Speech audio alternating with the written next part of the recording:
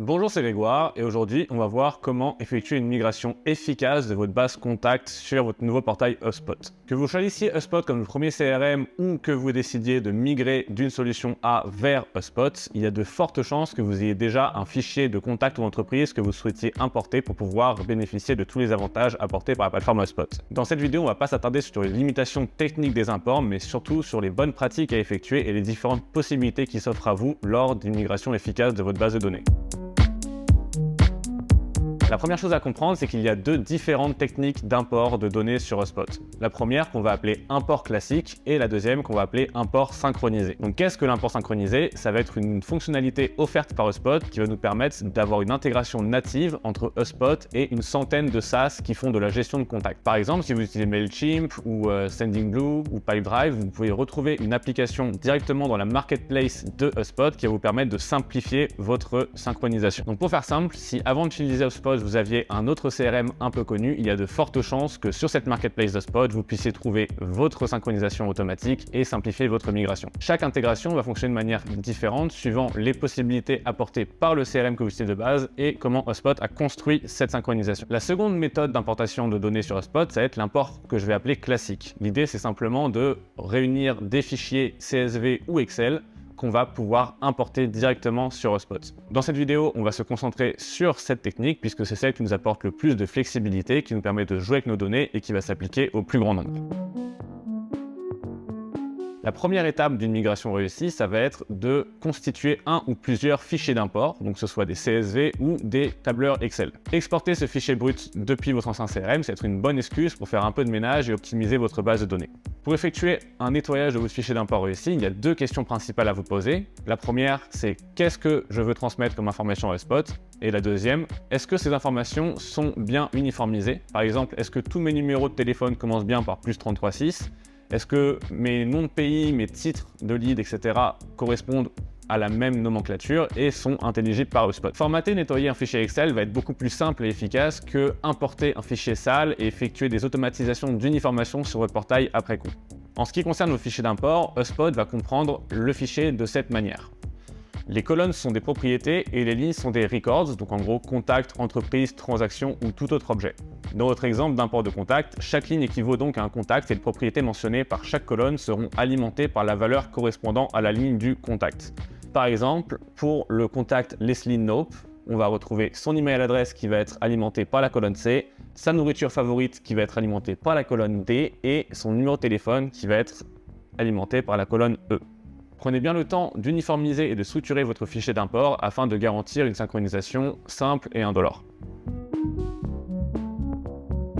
La deuxième étape, elle va concerner la création de propriétés sur votre portail HubSpot.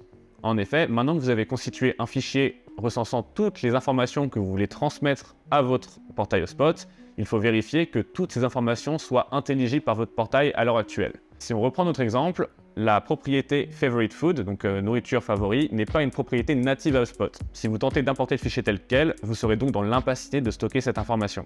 Il faut donc créer une propriété pour chaque information qui n'est pas implémentée dans HubSpot nativement pour être sûr que lors de votre import, toutes les informations soient bien enregistrées et triées par votre portail.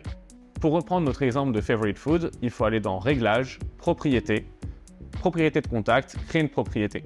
Dans notre cas, c'est une propriété renseignée manuellement par nos leads, donc on choisit le type texte sur une seule ligne. Attention, il est capital de réfléchir à la meilleure manière de stocker et générer vos informations en choisissant le bon type de propriété. Il vous suffit maintenant de répéter ce procédé pour chaque information que vous souhaitez transmettre à HubSpot. Maintenant qu'on a constitué et structuré notre fichier d'import et qu'on a préparé notre portail HubSpot à récupérer ces informations-là, on va voir qu'il y a deux types d'imports classiques. On va avoir les imports que j'appelle basiques à un seul objet et les imports complexes à multiples objets. Concentrons-nous maintenant sur les imports basiques à un objet. Ce qu'on entend par import à objet unique, ça va être le fait d'importer un seul objet sur votre portail. Pour HubSpot, un objet, c'est un contact, une entreprise, une transaction, ce genre de choses. Dans notre cas, on va reprendre notre exemple de première partie qui constitue un fichier d'import de contact. Donc on voit bien qu'on a simplement des propriétés de contact, donc prénom, nom de famille, email adresse, nourriture favori et numéro de téléphone. Lors du choix de votre import, sélectionnez l'option de gauche import classique. Vous aurez alors trois possibilités, sélectionnez import à partir d'un fichier. Sélectionnez ensuite le nombre de fichiers à importer.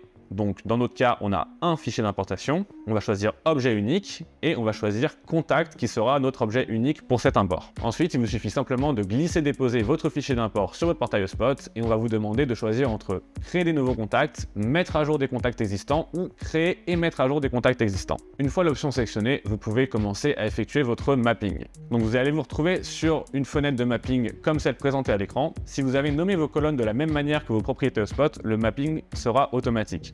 L'état du mapping, il est indiqué sur la colonne 1.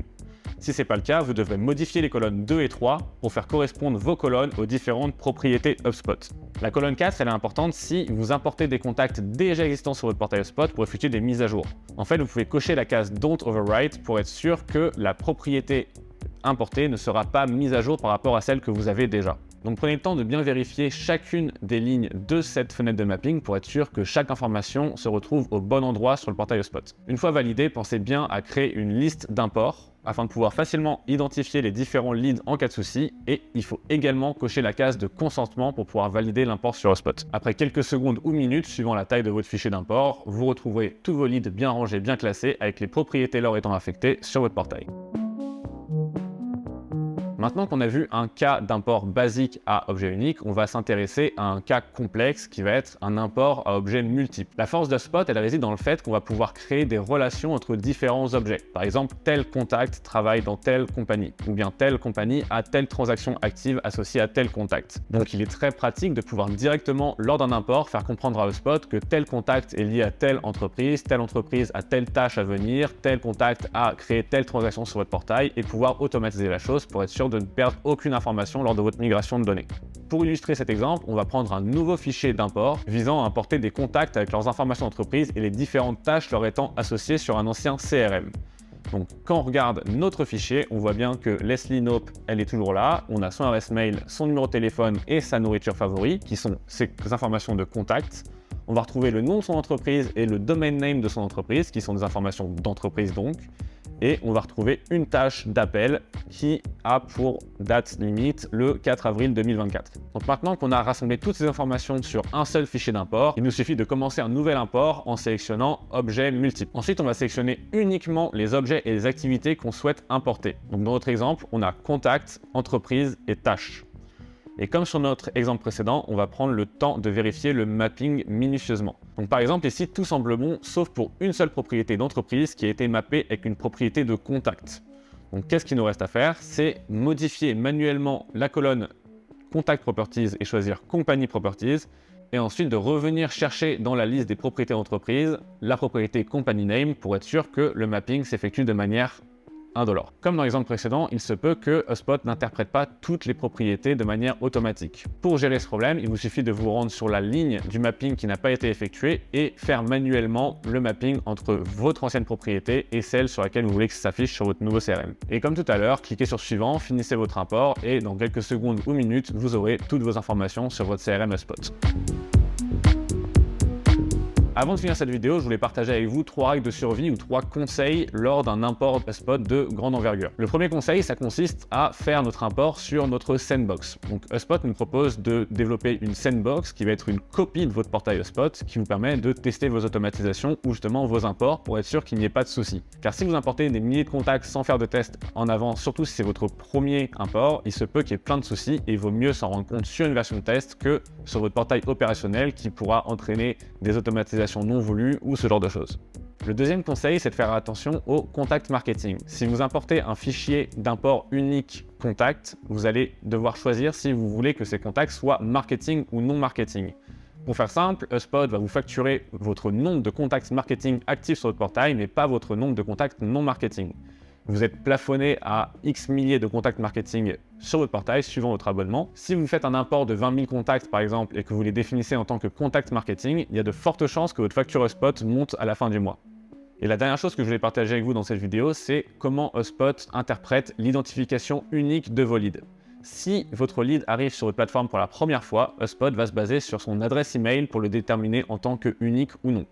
Si vous faites un import de mise à jour, donc que vous reprenez une base existante sur votre portail et que vous l'importez, HubSpot ne va pas se baser sur l'email, cette fois il va se baser sur le Record ID, qui va être la colonne A normalement, et qui va concerner le numéro d'identification unique que HubSpot a attribué à vos leads. C'est important de maîtriser ces deux notions, car quand vous allez faire des doubles importations de mise à jour et de nouveaux contacts, ça peut créer des problèmes. J'espère que cette vidéo vous a permis de comprendre comment apporter vos leads de manière efficace sur votre nouveau CRM HubSpot. Si ça vous a plu, n'hésitez pas à mettre un pouce bleu et à vous abonner à la chaîne, ça m'aiderait beaucoup pour mon référencement. Si vous souhaitez aller plus loin dans la compréhension de vos portails HubSpot, j'ai créé une page web privée nommée la boîte à workflow qui va vous permettre de retrouver l'entièreté des workflows que j'ai présentés sur mes différentes chaînes. Pour chaque workflow, vous allez retrouver une page contenant une fiche technique, un lien vers un article de blog donnant beaucoup plus de contexte à la création de ce workflow, une vidéo explicative comme celle que vous regardez actuellement, les prérequis pour les implémenter sur votre portail et un plan d'action sous forme de to-do list vous permettant de suivre étape par étape la création de ce workflow pour l'adapter à votre portail. J'espère que cette vidéo était claire. C'était Grégoire, je vous souhaite une très bonne semaine et à lundi prochain.